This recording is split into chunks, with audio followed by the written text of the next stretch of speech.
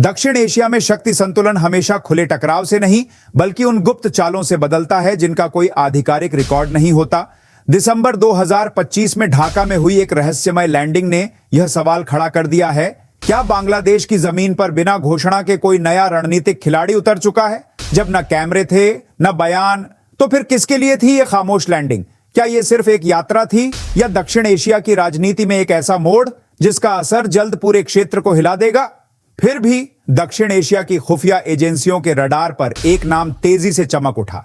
नूर अहमद नूर, तालिबान सरकार के विदेश मंत्रालय में प्रथम राजनीतिक प्रभाग के महानिदेशक। यही वो बिंदु है जहां से यह कहानी सिर्फ एक दौरे की नहीं रह जाती बल्कि पूरे क्षेत्र की दिशा से जुड़ जाती है।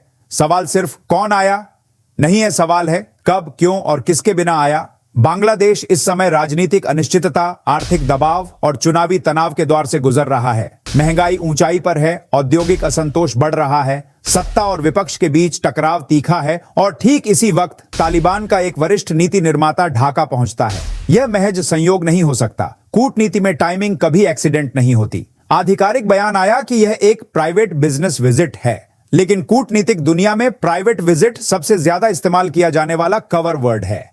अगर यह सिर्फ व्यापार था तो फिर मदरसों की यात्राएं क्यों?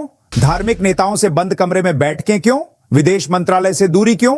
व्यापारिक समझौते आमतौर पर होटल के बोर्ड रूम में होते हैं, मदरसे की चारदीवारी के भीतर नहीं। नूर अहमद नूर की मुलाकातें बांग्लादेश के उन इस्लामी चेहरों से हुई जिनका असर सिर्फ धर्म तक सीमित नहीं है बल्कि वोट बैंक तक जाता है। खास तौर पर जामिया रहमानिया अरबिया मदरसा और मौलाना मामूनुल हक का नाम यहीं से कहानी को राजनीतिक रंग देता है। यह वही तबका है जिसे अतीत में पाकिस्तान समर्थक माना जाता रहा है। तो सवाल उठता है, क्या तालिबान पाकिस्तान के पारंपरिक प्रभाव क्षेत्र में सीधा प्रवेश कर रहा है या फिर यह बांग्लादेश की राजनीति को करीब से रीड करने की कोशिश है? इस पूरी कहानी में एक नाम खास तौर पर गायब है, पाकिस्तान। ना कोई मध्यस्थता, ना कोई समन्वय, ना कोई भूमिका। और यही बात रावलपिंडी के लिए सबसे ज्यादा खतरनाक संकेत है, क्योंकि पाकिस्तान की पूरी अफगान नीति एक ही धारणा पर टिकी थी, तालिबान हमारे कंट्रोल में रहेगा। लेकिन 2025 तक आते आते यह धारणा जमीन पर टूट चुकी है। ड्यूरंड लाइन सिर्फ एक सीमा नहीं बल्कि पाकिस्तान तालिबान रिश्तों की सबसे बड़ी दरार है। तालिबान ड्यूरंड लाइन को मानता नहीं, पाकिस्तानी बाड़ को तोड़ता है, सीमा पर झड़पों से पीछे नहीं हटता। यानी जिस संगठन को पाकिस्तान ने स्ट्रेटेजिक एसेट माना वही अब स्ट्रेटेजिक हेडेक बन चुका है। अब कल्पना कीजिए, पश्चिम में भारत, उत्तर पश्चिम में अफगानिस्तान और पूर्व में अगर बांग्लादेश भी पाकिस्तान से दूरी बना ले तो पाकिस्तान क्षेत्रीय रूप से अलग थलग पड़ जाता है। यही कारण है कि ढाका की यह शांत यात्रा इस्लामाबाद के लिए एक अलार्म बेल है। दिलचस्प बात यह है कि भारत ने इस पूरे घटनाक्रम पर कोई आधिकारिक बयान नहीं दिया, लेकिन यही भारत की असली कूटनीति है। अफगान जनता को मानवीय सहायता, काबुल में टेक्निकल मिशन, बिना मान्यता लेकिन संवाद। भारत ने तालिबान को पाकिस्तान से दूर करने के लिए ना धमकी दी ना दबाव बनाया, बस भरोसा और मदद दी।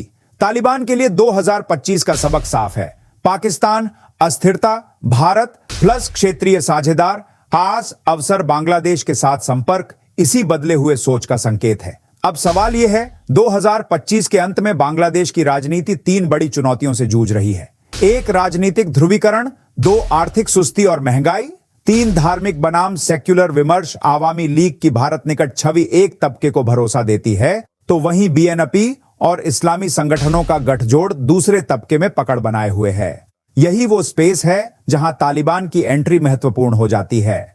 नूर अहमद नूर ने किसी बड़े राजनीतिक मंच से भाषण नहीं दिया, उन्होंने मदरसों में वक्त बिताया, धार्मिक नेताओं से मुलाकात की, मीडिया से दूरी बनाए रखी। यह तरीका चुनावी प्रचार का नहीं बल्कि नेटवर्क बिल्डिंग का होता है। तालिबान जानता है सत्ता बदलती है लेकिन धार्मिक नेटवर्क स्थायी रहते हैं। विश्लेषकों का मानना है कि तालिबान का मकसद किसी एक पार्टी का समर्थन नहीं बल्कि हर संभावित सत्ता केंद्र से संपर्क बनाना है। यानी अगर आवामी लीग बनी रहती है, संवाद रहेगा, अगर बीएनपी जमात धड़ा उभरता है, दरवाजा खुला रहेगा। यह वही रणनीति है जो तालिबान ने रूस, चीन, ईरान के साथ अपनाई। अब जरा गौर कीजिए, पाकिस्तान लंबे समय से बांग्लादेश के इस्लामी संगठनों पर प्रभाव बनाए रखने की कोशिश करता रहा है। आईएसआई का नेटवर्क ढाका में नया नहीं है, लेकिन तालिबान की एंट्री उस पूरे समीकरण को डिसरप्ट करती है। क्यों? क्योंकि तालिबान अब पाकिस्तान का प्रॉक्सी नहीं है। पाकिस्तान खुद को इस्लामी दुनिया का रक्षक बताता रहा है। लेकिन आज स्थिति यह है, अफगान तालिबान पाकिस्तान से टकराव में, टीटीपी पाकिस्तानी राज्य के खिलाफ, आर्थिक हालात कंगाली की कगार पर। ऐसे में अगर बांग्लादेश के इस्लामी संगठन तालिबान से सीधे संवाद करते हैं तो पाकिस्तान का नैरेटिव कमजोर पड़ता है। भारत की भूमिका दिखाई नहीं देती, लेकिन मौजूद है दिलचस्प तथ्य यह है कि भारत ने इस दौरे का विरोध नहीं किया, कोई सार्वजनिक टिप्पणी नहीं की, कोई चेतावनी जारी नहीं की। यह चुप्पी कमजोरी नहीं बल्कि कॉन्फिडेंस का संकेत है। भारत जानता है तालिबान अगर पाकिस्तान से दूर जा रहा है तो यह अपने आप भारत के हित में है। तालिबान की सबसे बड़ी समस्या आज अंतरराष्ट्रीय मान्यता की कमी। रूस और चीन ने व्यावहारिक संबंध बनाए हैं, लेकिन औपचारिक मान्यता अब भी सीमित है। बांग्लादेश जैसे देश मुस्लिम बहुल, विकासशील, अंतरराष्ट्रीय मंचों पर सक्रिय। अगर ऐसे देश तालिबान से व्यापार या संवाद बढ़ाते हैं तो यह तालिबान के लिए डिप्लोमेटिक ब्रेक थ्रू हो सकता है। पाकिस्तान क्यों डर रहा है सबसे ज्यादा? क्योंकि पाकिस्तान खुद आर्थिक संकट में है, उसके पास देने के लिए कुछ नहीं। उसकी छवि अस्थिर साझेदार की बन चुकी है और दूसरी तरफ भारत हाट बाजार प्लस सहायता, बांग्लादेश हाट उत्पादन प्लस ट्रेड, ईरान हाट ट्रांजिट। तालिबान अब भावनाओं से नहीं व्यवहारिक फायदे से फैसले ले रहा है। यह सवाल सबसे ज्यादा पूछा जा रहा है। सच यह है, भारत तालिबान को निर्देश नहीं देता, भारत परिस्थितियां बनाता है। भारत ने पाकिस्तान को अफगानिस्तान में अकेला छोड़ा, मानवीय मदद से भरोसा बनाया, दबाव की जगह संवाद चुना। नतीजा, तालिबान ने अपना रास्ता खुद बदल लिया। यह पूरी तस्वीर भारत के लिए पूरी तरह आसान नहीं है। अगर बांग्लादेश में कट्टरपंथ को बढ़ावा मिलता है, मदरसों में तालिबानी विचारधारा फैलती है, सेक्युलर स्पेस सिकुड़ता है, तो यह भारत की पूर्वी सीमा के लिए नई चुनौती बन सकता है। इसलिए भारत की नीति, तालिबान को पाकिस्तान से दूर रखो, लेकिन क्षेत्र को अस्थिर मत होने दो। अब तक हमने समझा कि तालिबान की ढाका यात्रा सिर्फ बांग्लादेश या पाकिस्तान की कहानी नहीं है। यह दरअसल नई विश्व व्यवस्था में अपनी जगह तलाशने की कोशिश है, और इस कोशिश में दो नाम बार बार सामने आते हैं, रूस, चीन। रूस और चीन तालिबान को किसी आदर्श सरकार की तरह नहीं, बल्कि एक भू राजनीतिक वास्तविकता की तरह देखते हैं। उनके लिए प्राथमिकताएं साफ हैं। कट्टर इस्लामी आतंक, नशीले पदार्थों की तस्करी, मध्य एशिया की अस्थिरता। अगर तालिबान इन मोर्चों पर नियंत्रण रखता है तो रूस चीन उसके साथ काम करने को तैयार हैं। अब सवाल उठता है, रूस चीन के लिए बांग्लादेश क्यों मायने रखता है? क्योंकि बांग्लादेश चीन की BRI का हिस्सा है, रूस का न्यूक्लियर पार्टनर है, रूपपुर भारत के साथ गहरे ट्रेड लिंक रखता है। यानी ढाका एक ऐसा ब्रिज है जो विरोधी ब्लॉक्स को भी जोड़ सकता है। तालिबान अगर बांग्लादेश के जरिए अपनी छवि नॉर्मलाइज करता है तो उसे अप्रत्यक्ष समर्थन मिल सकता है। अब आते हैं उस बिंदु पर जहां पाकिस्तान सबसे ज्यादा नुकसान में दिखता है। पाकिस्तान का सपना, साउथ एशिया का ट्रांजिट हब बनना, हकीकत, अस्थिरता, सुरक्षा जोखिम, आर्थिक दिवालियापन। भारत ने ईरान के चाबहार पोर्ट को सिर्फ एक बंदरगाह नहीं बल्कि रणनीतिक हथियार की तरह विकसित किया है। अगर अफगानिस्तान बांग्लादेश ट्रेड, ईरान भारत समुद्री रूट, पाकिस्तान पूरी तरह बायपास, तो पाकिस्तान का भू आर्थिक महत्व शून्य हो सकता है।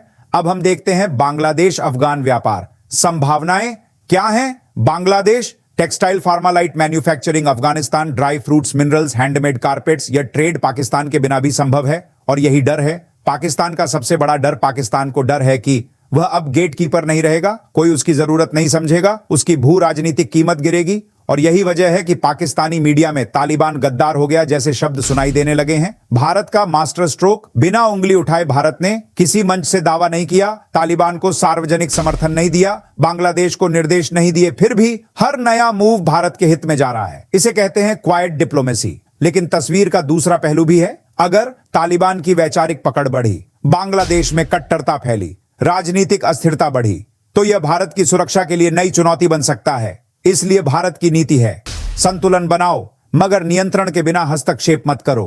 तालिबान अपने लिए नई राह खोज रहा है, बांग्लादेश हर संभावित विकल्प खुला रख रहा है, भारत चुपचाप शतरंज खेल रहा है, पाकिस्तान पुरानी गलतियों की कीमत चुका रहा है। यह कोई अचानक हुआ घटनाक्रम नहीं बल्कि वर्षों की कूटनीति का परिणाम है। अब हम देखते हैं, सबसे बड़ा सवाल अब भी खुला है, क्या बांग्लादेश तालिबान को आधिकारिक मान्यता देगा? क्या पाकिस्तान पूरी तरह साइडलाइन हो चुका है? और क्या भारत इस खेल का सबसे बड़ा विजेता बनेगा? इन सवालों के जवाब आने वाले महीनों में मिलेंगे। आपको क्या लगता है, यह भारत के लिए रणनीतिक जीत है या भविष्य में एक नई चुनौती? क्या तालिबान सच में बदल चुका है या सिर्फ रणनीति बदल रहा है? कमेंट में अपनी राय जरूर लिखिए और अगर यह विश्लेषण दमदार लगा हो तो लाइक और शेयर करना न भूलें।